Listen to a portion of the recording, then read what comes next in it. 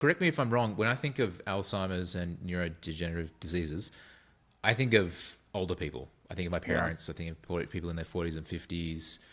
If I'm 30, should I be thinking about this? Yes, and let me tell you why that's changed. So when I was being trained way back in the 1980s, we never saw anybody who was young with Alzheimer's. We would see it. We thought of it as a disease of 60s, 70s, 80s, 90s.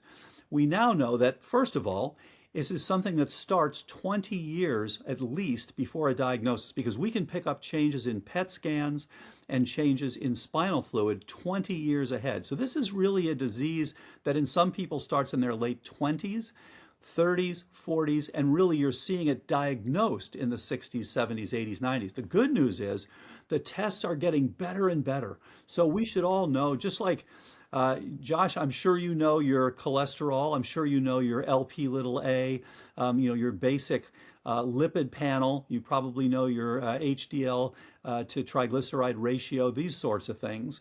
Your LDL particle number, you may know.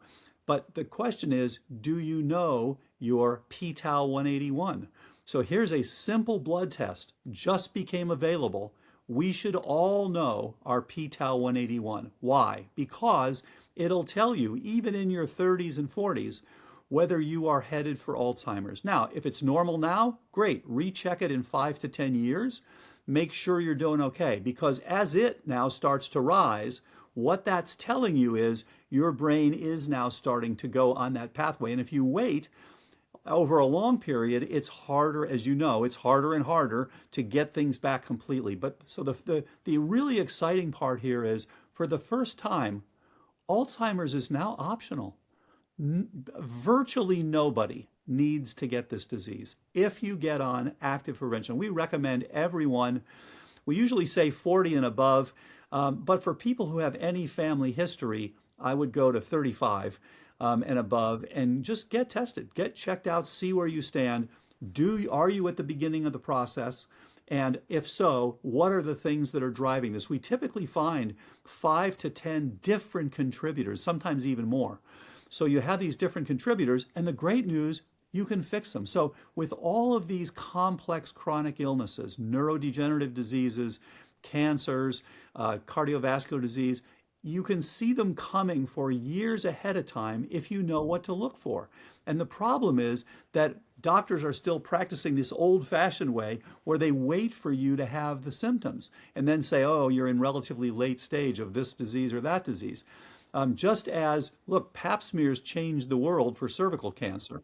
Chest x-rays changed the world for lung cancers, especially if you can get it early enough. It's the same story now. We now have early tests for future Alzheimer's disease. And just as we now look at prediabetes and pre-prediabetes, which again, many 20-somethings, even children now, often have prediabetes and even type 2 diabetes, which was unheard of, 30 years ago.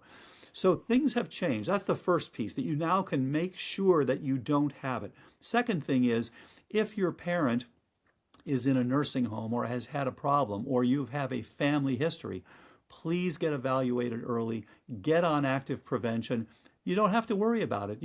Your generation is the first generation that should not have to worry about cognitive decline, which is so comforting. My generation, that was the big issue. Are you going to lose your brain? Are you going to lose your ability to think and to remember and things like that?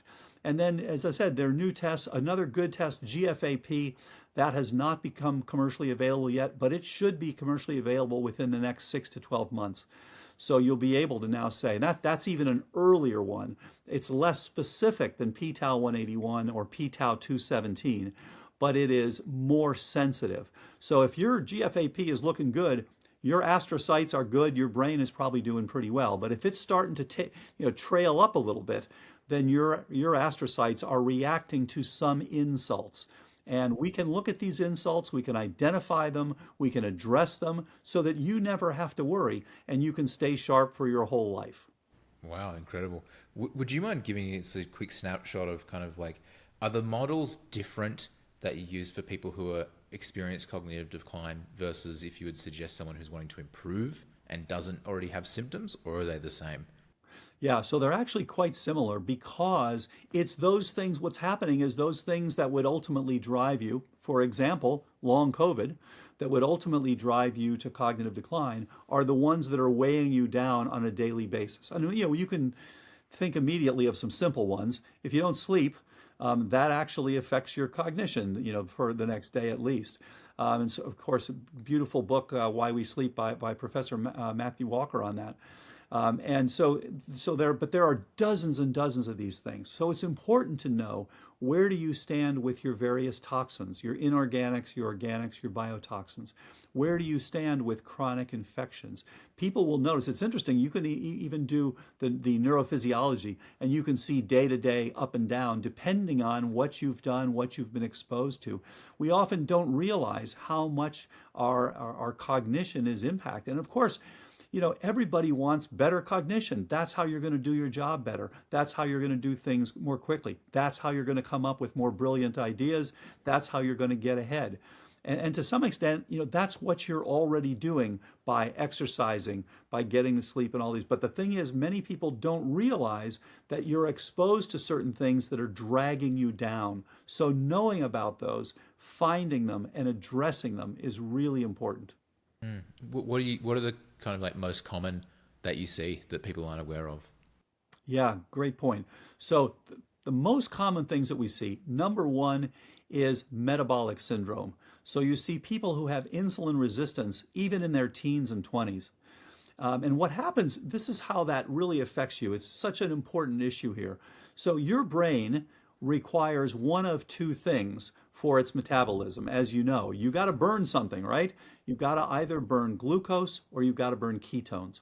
And what happens is, when you develop insulin resistance, you lose both of those. So even though you may be young and you may be smart, you're not going to be functioning as well as you should. And what happens is, as you are exposed, and it's processed food and it's high carb and high simple carbs and things like that, that drives your insulin up. You now develop insulin resistance, the signaling downstream from IRS1, which is the signaling molecule that interacts with the insulin receptor. Now that changes its phosphorylation. Literally, it's responding to this chronically high insulin level. And by the way, one of the degrading enzymes for insulin also degrades amyloid. So it does one or the other. It's not doing both. So when you get this, then not only do you now fail to respond to insulin, and by the way, when you do a PET scan on someone, even starting in their late 20s sometimes, what do you see in early Alzheimer's and pre-Alzheimer's? You see insulin resistance. You see a reduction in glucose utilization in the temporal and parietal lobes. So that's essentially pre-Alzheimer's. Now, the second thing is, what about the ketones? Why don't you just use ketones? Well, because when the insulin is high, it prevents your body from making the ketones. So now you're kind of in the worst of both worlds, where you've got insulin resistance and you're not making ketones, and you're kind of hitting on a few cylinders. And if you're young, what you notice is you're tired, you're not thinking, you got a little brain fog. If you're older, what you see is you actually now start declining.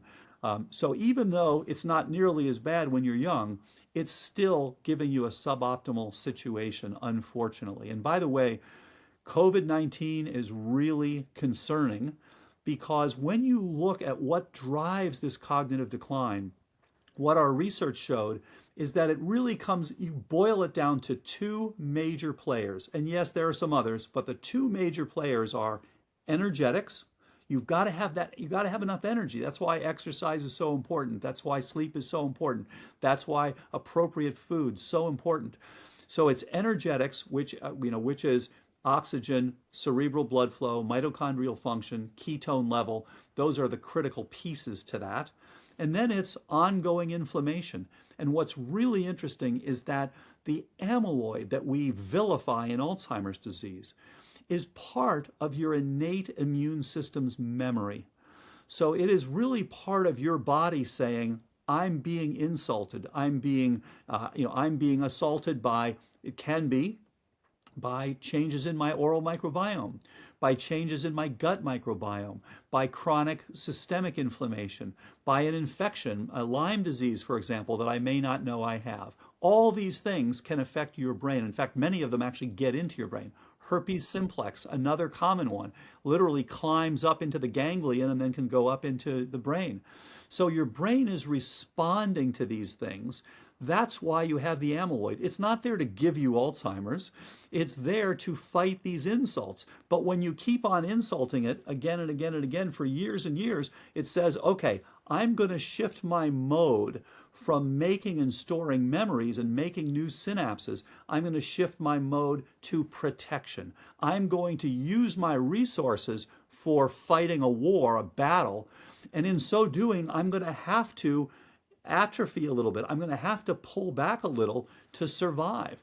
Well, okay, that's what that's not what we want. We want to get you back to the other side. To do that, we need to get rid of these various insults. Therefore, we have to look at them, find them, address them. So those are the two big players. And you can, again, look at these various things and so that you can actually impact them ahead of time.